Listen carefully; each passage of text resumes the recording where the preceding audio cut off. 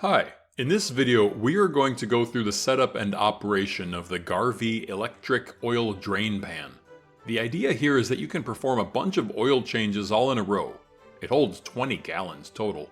Then pump out all the oil at the end into your collection vessel for recycling. Alright, so here are the components in the box. Starting at the right, it comes with an oil pump, handle, rotating wheel casters, an instruction manual, several bags of hardware, the rear wheels, some Teflon tape, an 8-foot hose with hooked spout, and finally, the drain pan itself with a metal mesh cover to catch anything like an accidentally dropped oil plug or filter. Alright, so to begin with, we'll turn the drain pan upside down to attach the wheels, starting with the front casters. By the way, if the casters won't rotate, unlock the clip, then they'll rotate freely. We'll use the provided hardware. Note that there is an extra set included in case you misplace one. Okay, so put the bolts through the holes and attach the nuts. Note that you have to put the bolt head on the bottom because the opposite orientation won't allow the caster to swivel fully.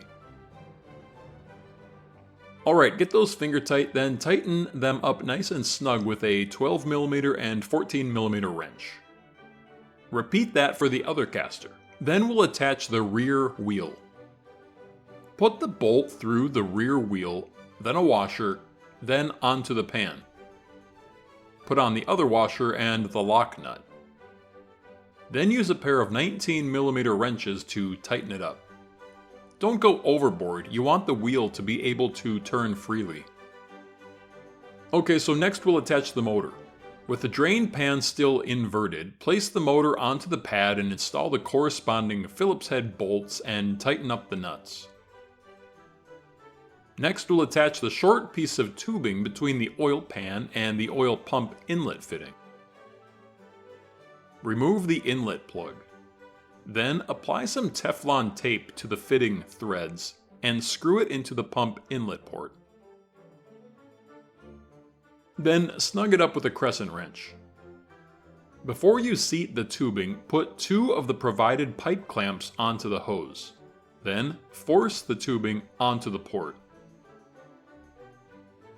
Tighten up the hose clamps with a flat-bladed screwdriver. Next, we'll install the outlet port.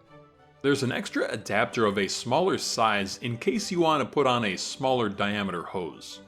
I'll stick with the existing size that corresponds to the included tubing. So remove the plastic outlet plug, apply Teflon tape to the threads, and screw it in.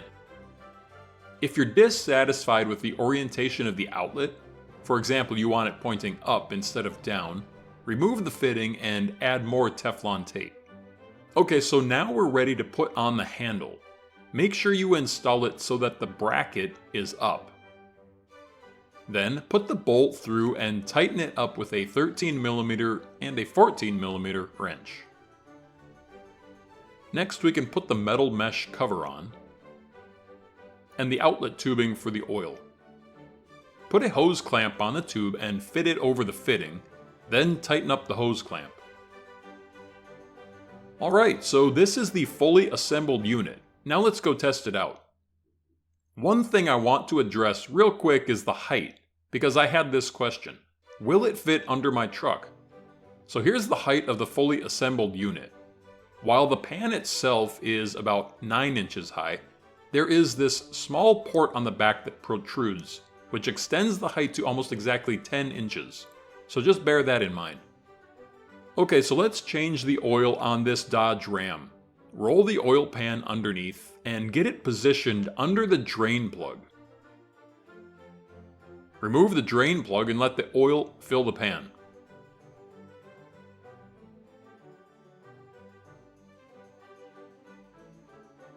Once the oil's drained out, replace the drain plug and snug it up. Then remove the oil filter and put on a new one. Alright, so here's about a gallon of oil in the drain pan so far. Now, let's drain the oil from this Dodge W200. And let's jack up this Toyota Corolla and drain its oil. Let's not leave out this Lexus. It could use fresh oil as well. Alright, so here we've got about 4 gallons of oil in the drain pan. That's enough for today. Let's pump it out into this jug.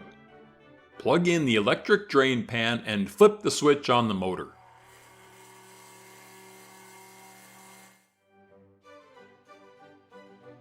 That's a hefty stream of oil. I'm going to tip up the back to get most of the oil out. It took about 50 seconds to pump out most of the oil. Okay, I hope this video was helpful. A rig like this would be best utilized for someone who is regularly changing a lot of oil, like a small shop or farm. Thanks for watching. Until next time, all the best.